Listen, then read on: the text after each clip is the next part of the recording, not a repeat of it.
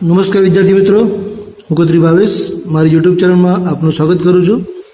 ધોરણ 12ના વિષય આંકડાશાસ્ત્રના ભાગ 1માં આપણે ચેપ્ટર નંબર 3 સૂર્યક નિયત સંબંધમાં મોટા દાખલાનો અભ્યાસ કરી ચૂક્યા છીએ। આજે આપણે શીખવા જઈ રહ્યા છીએ આ ચેપ્ટરના ટૂંકા દાખલા માટેના જરૂરી સૂત્ર અને ટૂંકા દાખલાઓ। તો શરૂ કરીએ મિત્રો। આપણે સૌપ્રથમ મિત્રો આપણે આના બધા સૂત્ર દેખી લઈએ। y ની x પરની શ્રેષ્ઠ નિયત સંબંધ રેખા y cap is equal to a plus bx, જ્યાં a આપણો અચળાંક છે અને b એટલે કે નિયત સંબંધાંક byx। byx કઈ રીતે મળે છે આપણને? તો b ઇઝ ઇક્વલ ટુ એટલે કે x બાર અને y બાર જ્યારે બંને પૂર્ણાંકમાં હોય તો આપણે આ સૂત્રનો ઉપયોગ કરીએ છીએ। તો b is equal to sigma x minus x bar into y minus y bar upon sigma x minus x બારનો હોલ સ્ક્વેર।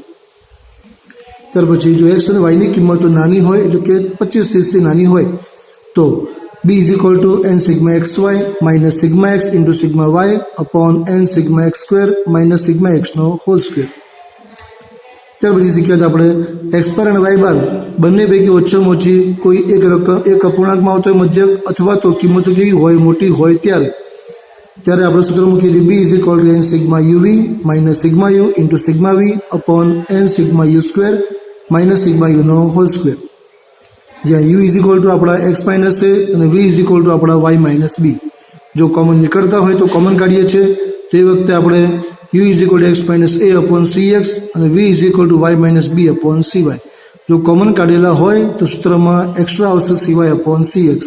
બાકી એનું એ જ b is equal to n sigma uv minus sigma u into sigma v upon n sigma u square minus sigma u નો whole square, જે અગાઉ લખતા તો એ જ કોમન કાઢ્યા હોય તો ઇન્ટુ cy અપોન cx।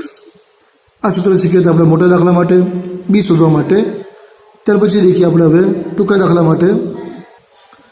ત્યાર પછી જ્યારે આપણને સહવિચરણ એટલે કે કોવેરિયન્સ ઓફ એક્સ વાય કે પછી એસ એક્સ વાયની માહિતી આપણને આપેલી હોય તો આપણે સૂત્ર મૂકીશું b is equal to covariance of x y અથવા તો એસ એક્સ વાય છેદમાં એસ એક્સનો સ્ક્વેર।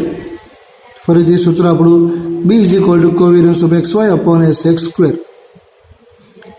જો આર આપણને આપેલું હોય એટલે કે સહસંબંધક આપેલું હોય તો b is equal to r into S Y upon S X, b is equal to r into S Y upon S X.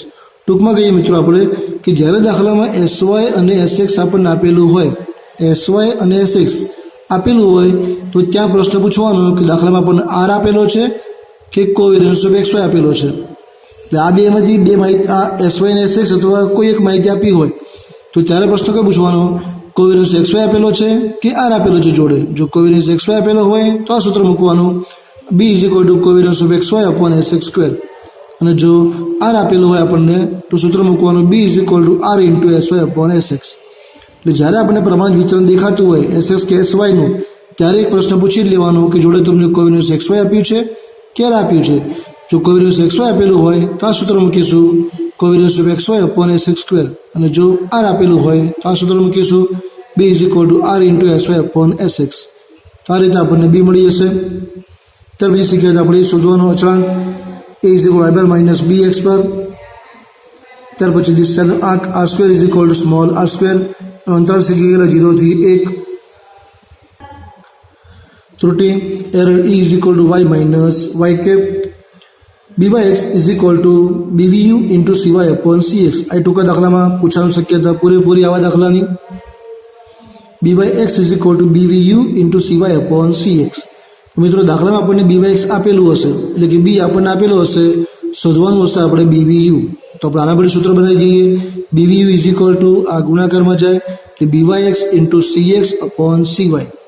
તો મિત્રો આપણે આ સૂત્ર યાદ રાખીએ છીએ byx is equal to bvu is equal two byx into cx upon cy।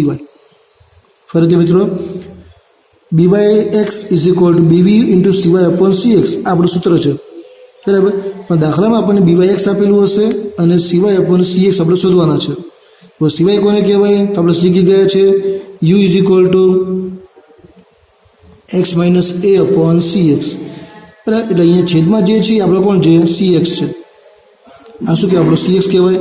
પણ જો આગળ કોઈ સંખ્યા આપેલી હોય ગુણાકારમાં તો એ ક્યાં જાય? છેદમાં જાય આપણા, બરાબર। ધારો કે આમ લખેલું હોય કે u is equal two x minus 5 છેદમાં 10, તો cx આપણે કેટલા બનશે?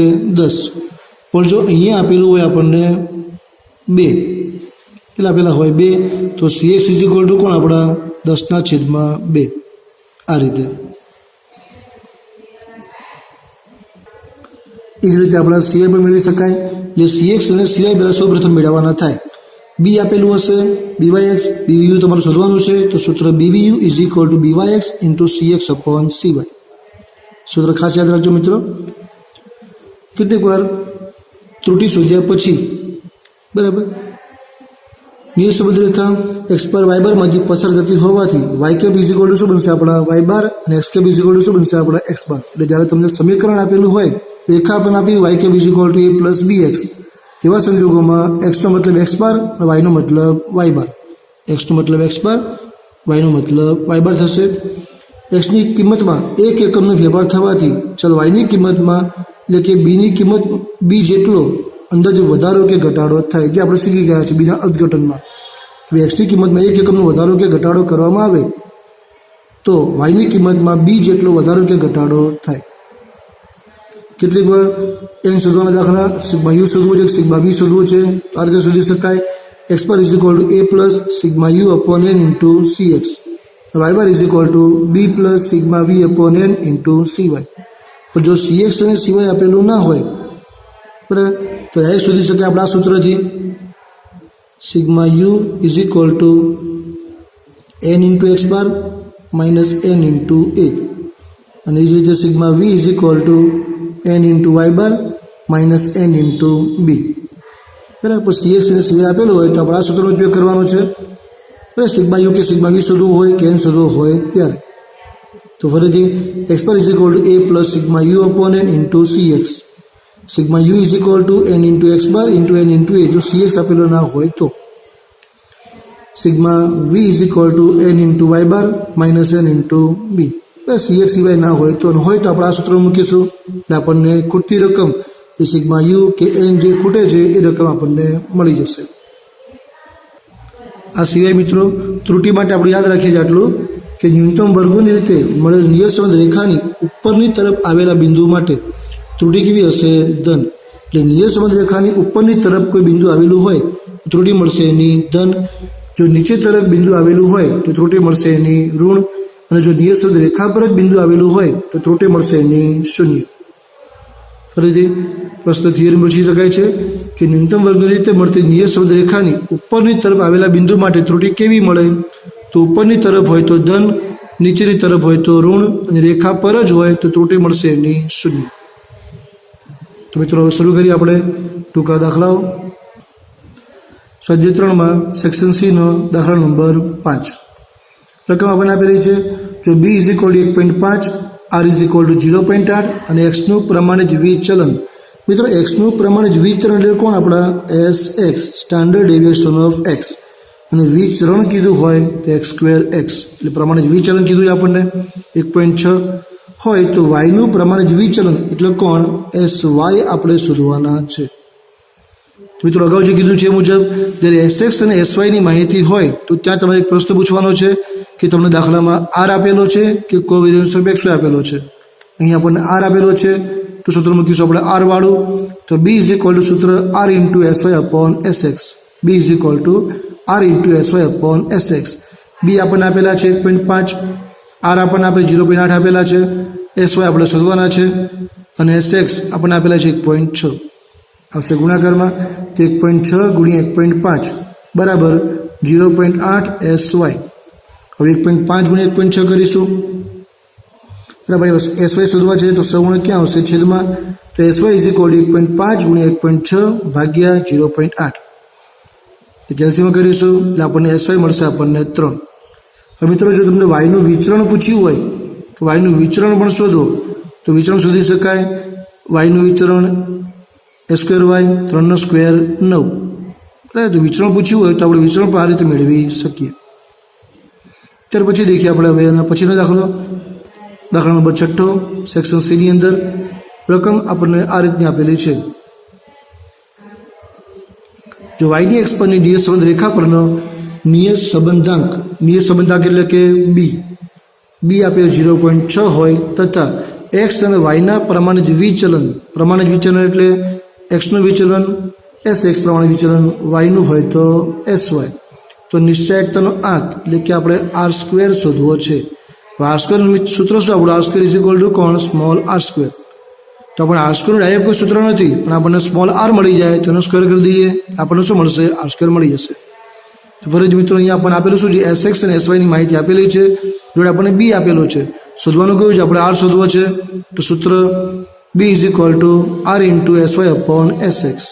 ત્યાં બી આપણને આપેલા છે 0.6, આર આપણે શોધવા છે, SY ખબર છે આપણા 3, SX ખબર છે આપણને 5. તો 5 ગુણાકારમાં 0.6 ગુણ્યા 5 બરાબર 3R, 3R. તો 0.6 ગુણ્યા 5 બરાબર 3R. આર શોધવા છે તો આ ક્યાં આવશે? છેદમાં. તો આર ઇઝ ઇક્વલ ટુ 0.6 ગુણ્યા 5 ભાગ્યા 3. તો આર શોધવા છે, સૌનો છેદમાં આવશે તો 0.6 ગુણ્યા 5 ભાગ્યા 3. તો ગુણાકાર કરી દઈશું. 0.6 ગુણ્યા 5 3, 3 ભાગ્યા 3 1. તો આર મળશે આપણને 1. આ સહસંબંધાંક મળ્યો. મિત્રો આપણને દાખલામાં પૂછેલું છે નિશ્ચાયકનો આંક આર સ્ક્વેર શોધવો છે. તો નિશ્ચાયકનો આંક R square is equal to small R square, એટલે 1નો સ્ક્વેર કરીએ એટલે જવાબ કેટલો આવશે આપણો? 1. એટલે આમ નિશ્ચાયકતાનો આંક આર સ્ક્વેર મળશે આપણને 1. ત્યાર પછી જોઈએ 7મો દાખલો. જો વાયની એક્સ પરની નિયત સંબંધ રેખા y cap is equal to 35 plus 2x. હવે મિત્રો રેખા આપણને ખબર છે, વાય કેપ ઇઝ ઇક્વલ સૂત્ર આપણું કયું? a plus bx. આપણે a કેટલા બનશે? 35, b બનશે આપણા 2. અને કોવેરિયન્સ ઓફ એક્સ વાય આપેલો છે આપણને 50 હોય તો એક્સનું પ્રમાણિત વિચલન મેળવો. એક્સનું પ્રમાણિત વિચલન એટલે આપણા SX શોધવાના છે. તથા જો વાયની કિંમતમાં 10 એકમનો વધારો હોય તો એક્સની કિંમતમાં કેટલા એકમોનો વધારો કરવો પડે? હવે તો 2 પ્રશ્ન પૂછ્યા છે. તો પહેલો જે પ્રશ્ન પૂછેલો છે આપણે SX શોધવાના છે. તો રકમમાં આપણને બી ખબર છે, બી આપણે કેટલા? 2. રેખા તમને જે આપેલી છે Y cap is equal to 35 plus 2x ને આપણે નિયત સંબંધ રેખા સાથે સરખાઈએ આપણે તો એ આપણે કેટલા બનશે? 35, બી બનશે આપણા 2. a is equal to 35, B is equal to 2. જ્યારે કોવેરિયન્સ એક્સ વાય આપણને આપેલા છે આપણને 50. અગાઉ કીધું છે મિત્રો કે જ્યારે તમને કોવેરિયન્સ એક્સ વાય આપેલું છે તો સૂત્ર કયું રહીશું આપણે? તો b is equal to covariance of x y upon x square x. B આપણને ખબર છે 2, કોવેરિયન્સ એક્સ વાય ખબર છે 50, આપણને x સ્ક્વેર એક્સ ખબર છે નહીં. તો x સ્ક્વેર એક્સ શોધવું છે તો 50 ભાગ્યા 2. તો x square x is equal two 50 ભાગ્યા 2 એટલે x સ્ક્વેર એક્સ મળશે આપણને 25. એટલે એક્સનું વિચલન કેટલું મળ્યું? 25. તો મને પ્રશ્ન શું પૂછ્યું છે? એક્સનું પ્રમાણિત વિચલન SX શોધવું છે. તો વર્ગમૂળ કરી દઈએ આપણે. તો SX ઇઝ ઇક્વલ ટુ 25 નું વર્ગમૂળ 5. આ રીતે આપણને SX મળી ગયા. હવે આપણને જે બીજો પ્રશ્ન પૂછ્યો છે એ લોકોએ કે જો વાયની કિંમતમાં 10 એકમ વધારવા હોય તો એક્સની કિંમતમાં કેટલા એકમોનો વધારો કરવો પડે? અગાઉ શીખ્યા છે મુજબ આપણે કે વાયની કિંમતમાં ફેરફાર જે પણ થાય છે કોના મુજબ થાય છે? આપણા બી. આપણે શીખ્યા બીના અર્થઘટનમાં કે વાયની કિંમતમાં 1 એકમનો વધારો કરવો હોય તો કોના જેટલો થાય? તો એક્સની કિંમતમાં 1 એકમનો વધારો થાય તો વાયની કિંમતમાં બી જેટલો વધારો થાય. એક્સની કિંમતમાં 1 એકમનો વધારો થાય તો વાયની કિંમતમાં બી જેટલો વધારો થાય. અહીં આપણને બી ખબર છે, એનો મતલબ જો પદ મૂકીએ આપણે તો વાયનો વધારો અહીંયા એક્સનો મતલબ એક્સની કિંમતમાં 1 એકમનો વધારો થાય તો વાય કોના જેટલા વધે? બી જેટલા વધે. બી આપણા કેટલા આપેલા છે? 2. તેનો મતલબ એક્સની કિંમત 1 એકમ વધારી હોય તો વાયનો વધારો કેટલો જોઈએ આપણે? બી જેટલો એટલે કેટલો? 2. હવે આપણને વાય ખબર છે, એક્સ શોધવા છે. તેનો મતલબ વાયનો વધારો એટલે કે આપણે બી જો 2 હોય તો એક્સના કેટલા એકમ જોઈએ? 1 એકમ જોઈએ. આપણે વાયમાં 10 વધારવા છે તો એક્સના કેટલા એકમ? એટલે 10 ગુણ્યા 1 ભાગ્યા 2 એટલે મળશે આપણને 5. એક આ રીતે મળે. અને જો સૂત્ર બનાવવું હોય તો એક્સની કિંમતમાં એકમોનો વધારો બરાબર વાયની કિંમતમાં વધારો છેદમાં બી. એટલે વાયની કિંમતમાં વધારવા કેટલા છે? આપણે 10 વધારવા છે, 10 છેદમાં બી કેટલા? આપણા 2. એટલે એક્સ કેટલા મળશે આપણને? 5 એકમ. ફરીથી આપણે જે મૂક્યો છે બીનું અર્થઘટન શું છે આપણી પાસે કે ભાઈ એક્સની કિંમતમાં 1 એકમનો વધારો કરવો હોય તો વાયની કિંમતમાં બી જેટલો વધારો થાય. અહીં આપણને એક્સની કિંમત ખબર નથી, પણ આપણને એ ખબર છે કે એક્સની કિંમત 1 વધારી હોય તો વાય કોના જેટલા વધે? બી જેટલા વધે. બી કેટલા છે? 2 છે. વાય કેટલા વધે? બી જેટલા એટલે 2 વધશે. હવે આપણને વાય ખબર છે તો પદ શું મૂકીશું કે જો 2 વધારવા હોય તો એક્સના કેટલા એકમ જોઈએ? 1 એકમ જોઈએ. આપણે 10 વધારવા છે વાયના તો એક્સના કેટલા એકમ જોઈએ? એટલે 10 એકા 10 ભાગ્યા 2 એટલે મળશે આપણને 5. अथवा सूत्र मूकी दीए कि एक्स की किंमत में एकम वधारो बराबर वाय की किंमत में वधारो छेदमां बी 10/2 એટલે મળશે આપણને 5 એકમ। ત્યાર પછી મિત્રો સેક્શન સી નો દાખલા નંબર 9 x પર આપણને આપ્યા છે 10 y બાર છે 25 sigma x minus 10 y minus 25 બરાબર 120। હવે મિત્રો અગાઉ શીખી ગયા છે આપણે કે જ્યારે પણ ગુણાકાર તમને આપેલો હોય બે પદનો તો x માઇનસ કાં તો હશે x બાર કાં તો હશે a બરાબર। એટલે પહેલાં ચેક કરવાનું આ કોણ છે x પર 10 છે તો 10 છે મતલબ આ કોણ છે આપણા x બાર છે y માઇનસ y બાર હશે કાં તો b હશે અહીંયા 25 આપેલા છે એનો મતલબ આ જ કોણ છે આપણા b આ કોણ છે આપણા y બાર જ છે એટલે સિગ્મા x માઇનસ કોણ છે આપણા x બાર y માઇનસ y બાર છે। પણ જો અહીંયા 10 સિવાય બીજી કોઈ સંખ્યા આપી હોત તો આપણા કોણ થાત a થાત આપણા કોણ થાત b થાત તો સૂત્ર આપણું સિગ્મા n સિગ્મા u વાળું સૂત્ર આપણું આવત પણ અહીંયા આપણા x માઇનસ x બાર જ છે છેદમાં આપેલું બીજું આપણને આપેલું છે સિગ્મા x માઇનસ 10 નો હોલ સ્ક્વેર 100 આપેલો છે આપણને તો y ની x પદની નિયત સંબંધ રેખા માટે a અને b ની કિંમતો મેળવો। તો મિત્રો સ્પષ્ટ દેખાય છે આપણને કે સિગ્મા x માઇનસ x બાર ઇન્ટુ y માઇનસ y બાર આપણને આપેલું જ છે તો સૂત્ર આપણું આવશે b is equal to sigma x minus x bar into y minus y bar upon sigma x minus x બારનો હોલ સ્ક્વેર। તો આ આપણને આપેલા છે કેટલા આપેલા છે 120 મૂકીશું 120 છેદમાં સિગ્મા x માઇનસ x બારનો હોલ સ્ક્વેર એ પણ આપ્યો છે આપણને 100 તો મૂકીશું 100 120/100 કરીશું મળશે 1.2 આ b મળી ગયો।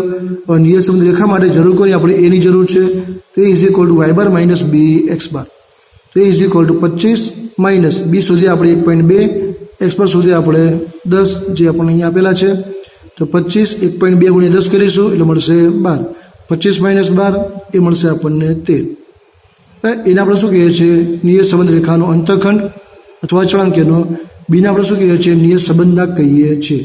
દાખલામાં જે પ્રશ્ન પૂછ્યો છે કે a અને b ની કિંમતો મેળવો તો આમ a મળશે આપણને 13 અને b મળશે આપણને 1.2। મિત્રો હવે બાકીના ટૂંકા દાખલા શીખીશું અમારા નવા વિડીયોમાં જેમાં આપણે સ્વાધ્યાય 3 ના સેક્શન ડી ના દાખલા આપણે ગણીશું। ત્યાં સુધી બધા વિદ્યાર્થી મિત્રોને જય શ્રી કૃષ્ણ।